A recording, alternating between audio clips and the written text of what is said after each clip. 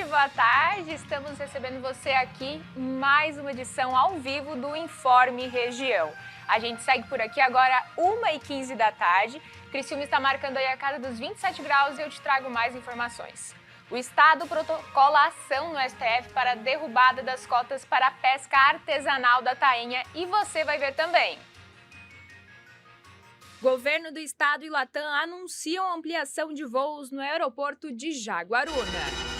Secretaria de Saúde de Criciúma oferece atendimento personalizado para facilitar a utilização do Telesaúde.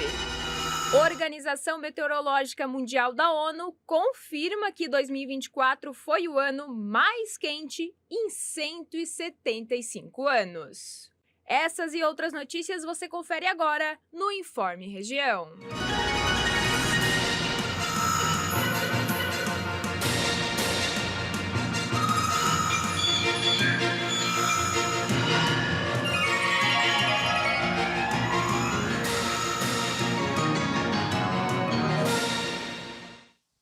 Agora é 1h16 da tarde aqui em Criciúma, dia 20 de março, e hoje iniciou o outono, né, gente? A gente segue aí com mais informações e vamos trazer tudo atualizados para vocês aqui em mais um Informe Região.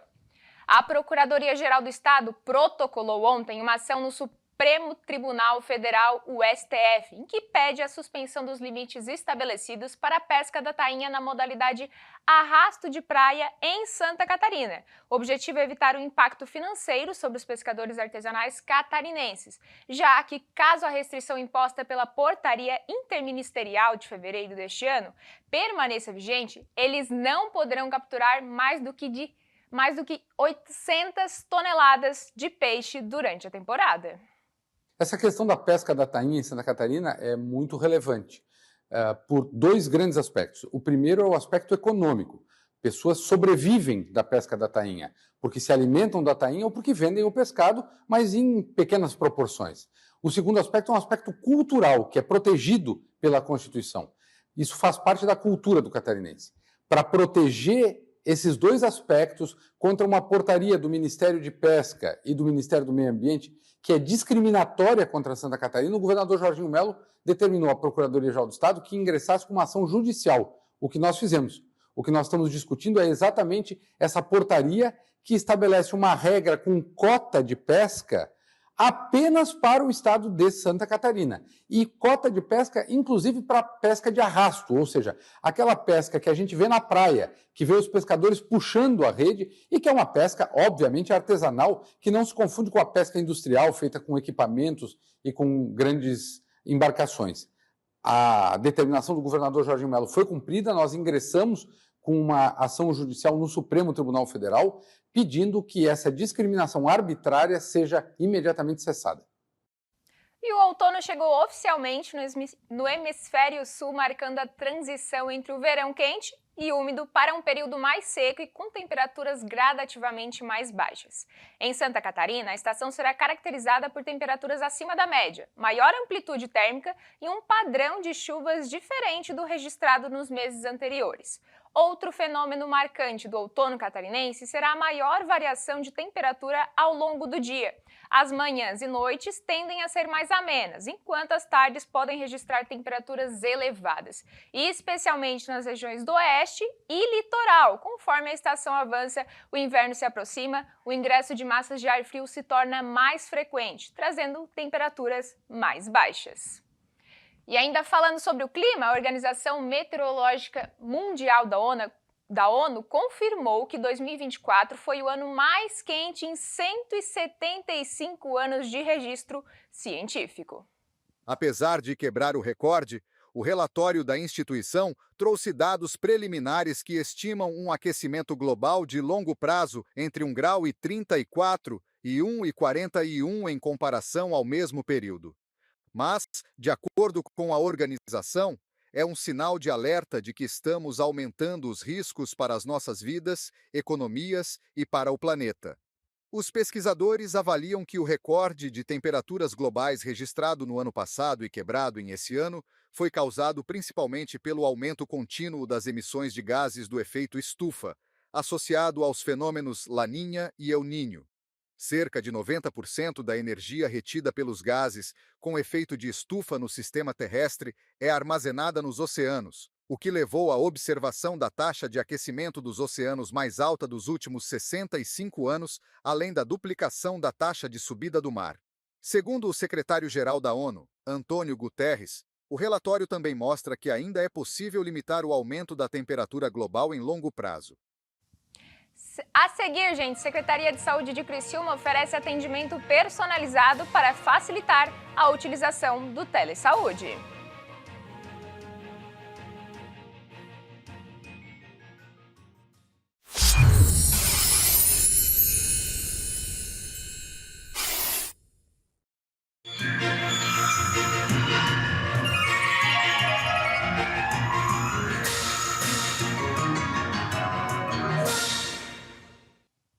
Foi realizada ontem na Câmara dos Deputados uma sessão solene pelos 40 anos da redemocratização presidente da Casa. Hugo Mota, dos Republicanos da Paraíba, afirmou em seu discurso que a democracia é um bem inegociável e que seguirá usando a Constituição como uma bússola na defesa do Brasil e dos brasileiros. A solenidade contou com a presença da ministra das Relações Institucionais, Gleisi Hoffmann, responsável pela articulação política do governo Lula. Também estiveram presentes o presidente do Supremo Tribunal Federal, Luiz Roberto Barroso, e os ministros Gilmar Mendes e Dias Toffoli. No evento, José Sarney recebeu a Medalha do Mérito Legislativo, uma honraria destinada a personalidades que tenham prestado serviços relevantes ao poder legislativo ou ao Brasil. Em discurso, Hugo Mota disse que a democracia não é um ponto de chegada, mas um compromisso que deve ser renovado diariamente. 4 décadas se passaram desde aquele março de 1985, quando o Brasil retomou a normalidade do Estado de Direito. Após mais de 20 anos sufocada, a nação brasileira finalmente respirava o ar puro da democracia. Os últimos 40 anos não transcorreram sem desafios, sem lutas e sem novos aprendizados, é claro. Mas foram também, e acima de tudo, 4 décadas de um país que decidiu caminhar de cabeça erguida sob o sol luminoso da democracia, sem se curvar à sombra do medo e das incertezas.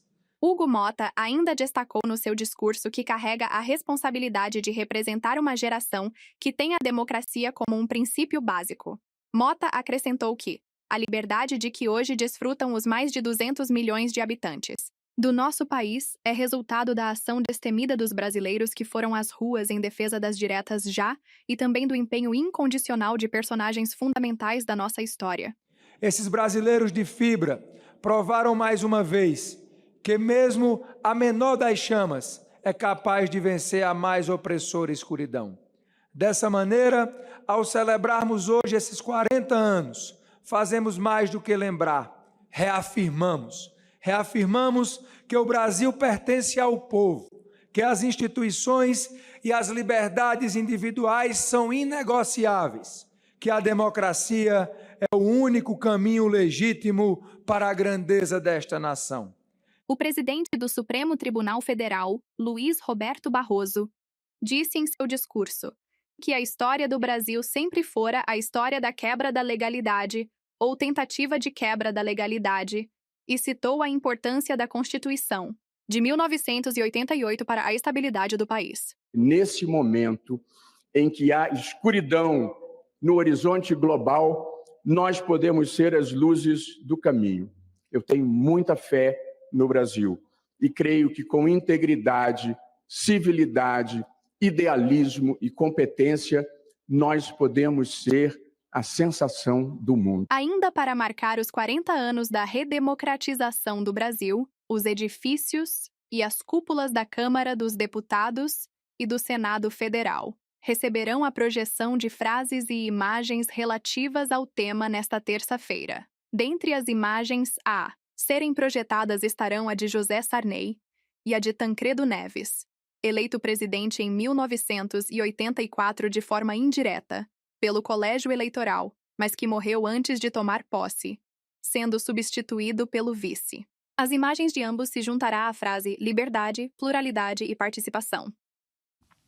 O projeto de concessão da zona de processamento de exportação de Imbituba teve avanços importantes nesta semana, com a realização de audiência pública voltada à discussão da proposta. Empresários e autoridades estiveram reunidos para conhecer em detalhes o estudo de viabilidade técnica, econômica e ambiental desenvolvido para o empreendimento. O edital da concessão deve ser lançado ainda no terceiro trimestre deste ano, seguido pela realização do leilão. A zona de processamento de exportação é uma área de livre comércio destinada à produção de bens para exportação, sendo reguladas pelo governo federal.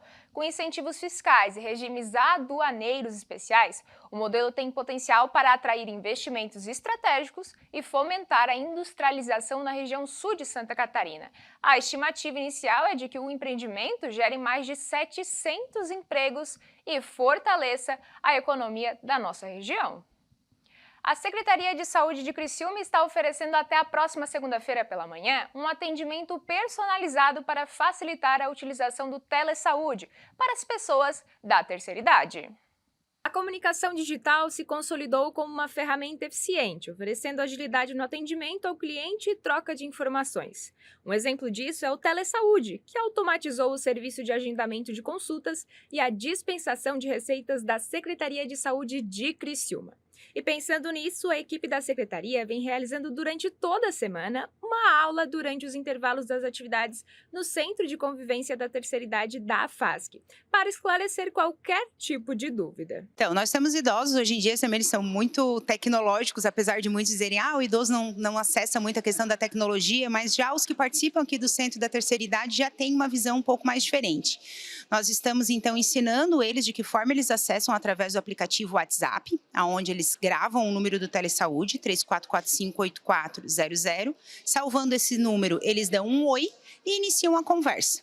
Essa conversa ela é totalmente intuitiva, né? Onde ele já dá a intuição das respostas. Então, você quer um agendamento para médico ou dentista? Ele seleciona o que ele quer. Qual o dia que você quer do agendamento? Seleciona. Então, né, tá sendo uma forma da gente orientar de que forma que eles acessam esse serviço. Também desmistificando aqueles que têm um pouco mais de dificuldade, que também há o atendimento do Alô Idoso, onde o idoso pode telefonar nesse mesmo número, né, e conseguir o agendamento, então, através da ligação telefônica. Em média, mais de 2.000 idosos por semana passam pelo Centro de Convivência. O local oferece mais de 15 oficinas para as pessoas da terceira idade. Nós temos atualmente pilates, nós temos dança, nós temos bocha, nós temos também vivências, que é uma área mais de psicologia, nós temos também funcional e todas essas atividades e muito mais, né, elas são adaptadas à pessoa idosa. Lembrando que o Centro de Convivência Terceira Idade, ela é para 60 anos completos ou mais. Para participar, basta realizar o cadastro no Centro de Convivência, que fica localizado no Parque das Nações. O horário de funcionamento é das 8 horas da manhã até o meio-dia e da 1 da tarde até as 5 horas da tarde, de segunda a sexta-feira. A pessoa idosa, 60 anos completos ou mais, ela precisa ser moradora da cidade de Criciúma. Não é necessário fazer parte de algum clube de mãe ou clube de idoso. Todo morador de Criciúma tem esse direito. Para fazer a inscrição, é somente um documento com foto, um comprovante de residência e a gente pede também que as receitas das medicações sejam trazidas até nós aqui, o CCT. Que a inscrição é feita pelo uma assistente social. E algumas pessoas, e é importante a gente pontuar isso, quando elas chegam para fazer a inscrição, a nossa assistente social, vendo que é uma situação vulnerável, ela pode sair daqui mesmo informada e até cadastrada em algum tipo de programa social do governo. A seguir, preço dos combustíveis tiveram uma alta maior que a esperada e acabam pesando no bolso do consumidor.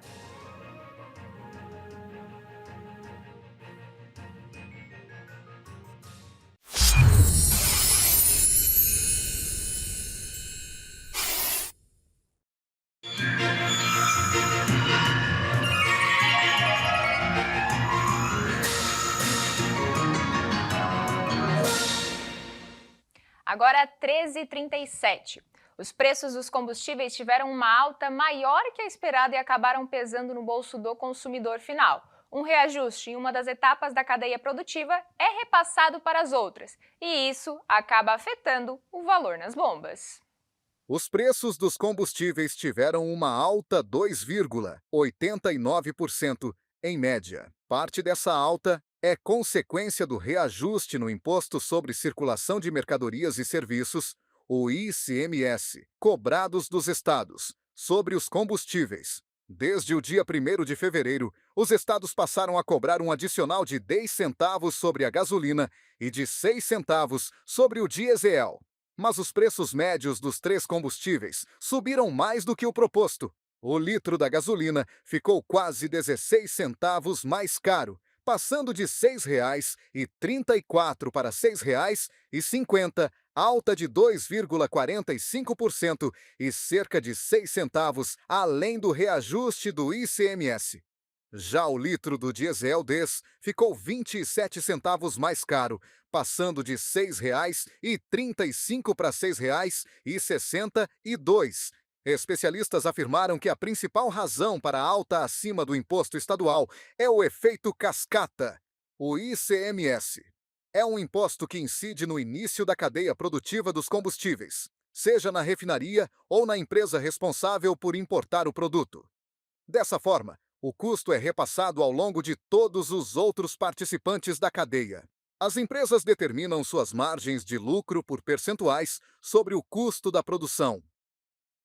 Iniciou nesta semana o prazo de entrega do Imposto de Renda 2025 em todo o país. E o governo municipal de Morro da Fumaça reforça aos munícipes a possibilidade de destinar parte do imposto de renda devido ao Fundo para a Infância e Adolescência e ao Fundo Municipal do Idoso, para assim apoiar projetos que beneficiam crianças e adolescentes e idosos no município. A emissão das guias de pagamento pode ser feita de forma online através do site morrodafumaça.net, pelo aplicativo atende.net ou aderindo ao débito direto autorizado. A Latam vai ampliar o número de voos em Jaguaruna. Ao longo deste ano, a partir de junho, o investimento foi anunciado ontem, em reunião com o governador de Santa Catarina, Jorginho Melo, e demais autoridades. A partir do dia 24 de junho deste ano, a operação da Latam na rota Jaguaruna-Guarulhos passará de 7 para 10 voos semanais. E a partir do dia 26 de outubro, chegará a 12 por semana. O investimento foi anunciado nesta última quarta-feira em reunião com autoridades. A retomada, a boa vontade deles em resolver um grande problema que a gente tinha em Jaguaruna com a suspensão daquele voo da Companhia Azul. Eles, a Latam, estão dando essa condição para nós. 2 voos diários, animando o sul de Santa Catarina a voltar o seu progresso, o desenvolvimento, porque transporte aéreo é economia, é grana, é desenvolvimento. Então, eu quero agradecer muito a Latam, o Eduardo, que é diretor, pela confiança em Santa Catarina e veio ao encontro do que nós fizemos no Sul. A gente concessionou o aeroporto de Jaguaruna para que cresça, para que se desenvolva, enfim. E reduzindo o voo, você acaba indo de encontro àquilo que você fez. Então, eles vieram nos socorrer e entenderam a importância do sul de Santa Catarina e o que nós estamos fazendo em redução de imposto para a companhia aérea, enfim. No fim do ano passado, em leilão, foi definida uma concessão patrocinada do aeroporto de Jaguaruna pelos próximos 30 anos, a primeira parceria público-privada do governo de Santa Catarina, que garante uma série de melhorias operacionais no terminal aeroportuário do sul do estado. Considerando a participação público e privada, o investimento estimado no projeto ao longo de 30 anos poderá chegar a mais de 70 milhões de reais. Se cria essas possibilidades de conexões do nosso estado com o estado de São Paulo e assim por diante. Agora, com a privatização, através da APP que o governo do estado executou, eu acho que esse vai ser o ponto crucial para o desenvolvimento daquela região, principalmente do próprio aeroporto. Então, vai se criar várias possibilidades de crescimento. Ficamos por aqui com mais um Informe Região, gente. Eu convido você para continuar acompanhando a nossa programação. E, por favor, nos acompanhe em nossas redes sociais, @TV Primavera, Instagram e Facebook. Até amanhã. Tchau, tchau.